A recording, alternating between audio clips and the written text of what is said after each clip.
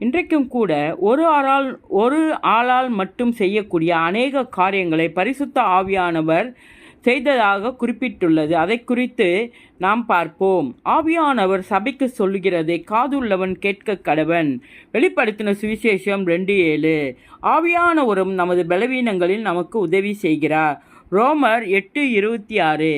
ஆவியானவர் தாமே வாக்கு கடங்கா பெருமூச்சோடு நமக்காக வேண்டுதல் செய்கிறார். ரோமர் 8:26. பரிசுத்த ஆவியானவரை நமக்கு போதிக்கிறார். என் நாமத்தினாலே பிதா அனுப்பப் போகிற பரிசுத்த ஆவியாகிய தேற்றவாளனே எல்லாவற்றையும் உங்களுக்கு போதித்து நான் உங்களுக்கு சொன்னதை எல்லாவற்றையும் உங்களுக்கு நினைப்பூட்டுவார். யோவான் 14:26. பரிசுத்த ஆவியானவர் தேவனை குறித்து சாட்சியாக இருக்கிறார். சத்திய ஆவியாகிய தேற்றவாளன் வரும்போது அவர் என்னை குறித்து சாட்சி கொடுப்பார். யோவான் 14:26. பரிசுத்த ஆவியானவர் நம்மை வழி நடத்துபவர்.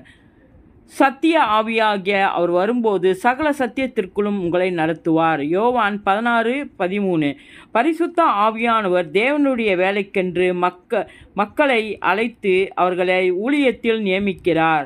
பர்னபாவையும் சவுலையும் நான் அழைத்த ஊழியத்திற்காக அவர்களை பிரித்து விடுங்கள் என்று பரிசுத்த ஆவியானவர் திருவுளம் பற்றினார். அப்போஸ்தலர் 13:2.